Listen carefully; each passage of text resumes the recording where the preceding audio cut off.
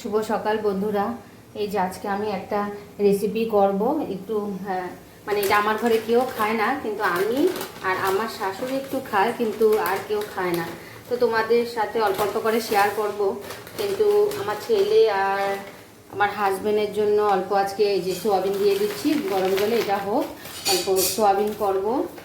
তো সোয়াবিনটা আমার বিশেষ ভালো লাগে না এত, তো অল্প সোয়াবিন করব। এই যে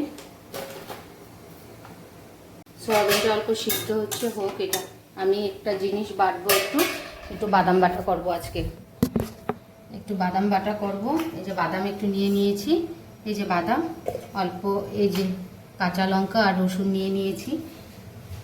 এটা আমি আজ আমার ছেলে ভালোবাসি, আমার আবার মিক্সচার গ্রাইন্ডারে বাটাবাটি এত পোষায় না, আমি একটু এই পুরাতন কালের মতন পাটা পুতাতেই ভালোবাসি। এই যে বানাচ্ছি একটু, ছেলেটা সকালে আসবে, এসে ও বাদাম বাটা দিয়ে ভাত খাবো, খুব ভালোবাসে বাদাম বাটা, তারপর বাদাম বাটা দিয়ে ভাত খাবো, ও ভালোবাসে খুব। আজকে একটু নিরামিষ, আমি আবার নিরামিষের দিন একটু ইয়ে খেতে ভালোবাসি। আমি কিন্তু ওই যে একদম নিরামিষ খেতে পারি না, আমি কিন্তু ওই যে একটু রসুন পেঁয়াজ খাই, একটু রসুন পেঁয়াজ ছাড়া আমার ভালো লাগে না। আমি একটু তোমার একটু কাটা কুটাতে বেটে একটু রসুন পেঁয়াজ দিয়ে বাটাতে আমি ভালোবাসি আর কি। এটার মধ্যে তো রসুন ইয়ে পড়ে না, পেঁয়াজ পড়ে না, একটু রসুনটাই পড়ে আর কি। আমার এটা খুব ভালো লাগে আর কি।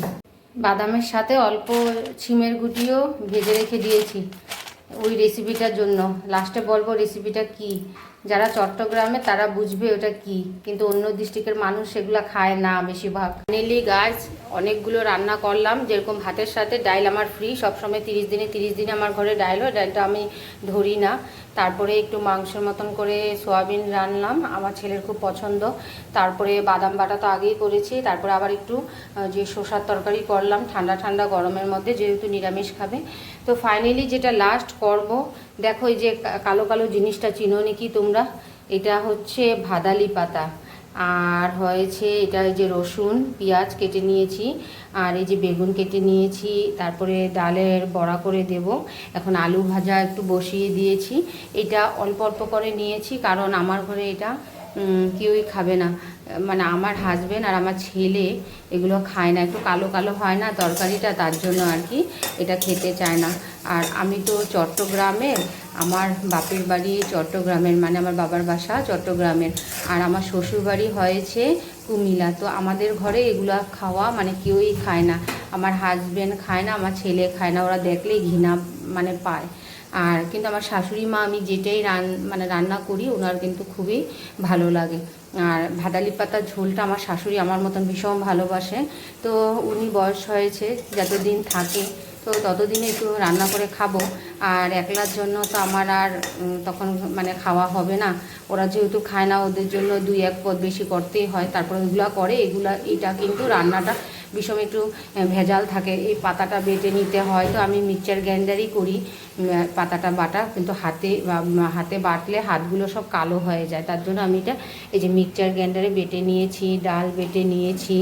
আবার এই যে তোমার এটাকে বলে সিমের গুটি, ওটা চুড়ে ওটা ভেজে সিদ্ধ করে নিয়েছি, একটু বেগুন কেটে দিয়েছি, এটার মধ্যে আবার কেউ কেউ একটু তোমার কাঁচকলাও দেয়, আবার তোমার এই যে কোমরের ডগা সেটাও একটু অ্যাড করে এটার সাথে, এটা ভালোই লাগে। আবার আমাদের বাবার বাসায় কিন্তু শিং মাছ দিয়েও আমরা খেতাম, কিন্তু এখানে তো শিং মাছ আমি কাটতেও পারি না, আর এটা খেতেও পারবো না। আর শাশুড়ি মা তো এখন বয়স হয়ে গেছে, উনি অত পারেন না এগুলো কেটে টুটে, আর আমার হাজবেন্ড আর ছেলে তো ওই শিং মাছ খাবেই না। তো এটা বানাবো, এখন আলুটা ভেজে নিচ্ছি লাল করে, তারপরে বড়াটা ভাজবো, তারপরে বেগুনটা একটু ভেজে নেব, তারপরে তরকারিটা বসাবো। এই যে এরকম যখন সাতলানো হয়ে যাবে তখন আলু আর যে বেগুনটা যে ভেজে রেখেছি সেটা দিয়ে দেবো, ডালের বড়াটা একটু পরে দেবো, বেগুনটা দিয়ে অল্প সাতলাবো।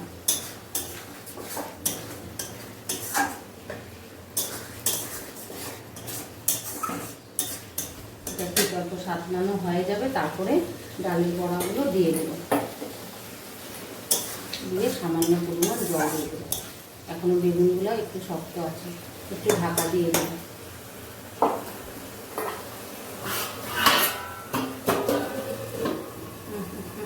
সাতখানের পর এই যে বড়াগুলো সব দিয়ে দিয়েছি। বড়াগুলো দিয়ে অল্প নাড়াচাড়া করতে হবে। নাড়াচাড়া করার পর পরিমাণ মতন জল দিয়ে দেব। এই পরিমাণ মতন জল দিয়ে দিচ্ছি ভাদালি পাতার ঝোলটাতে। আর একটু জল লাগবে এটাতে, যেহেতু এগুলো সিদ্ধ হবে, সুন্দর করে সিদ্ধ হবে। ফাইনালি আমার এই সবজিটার মানে বলক এসে পড়লো, তারপরে এটা শেষ হয়ে গেছে কমপ্লিট সবজিটা। এখন নামিয়ে ফেলবো।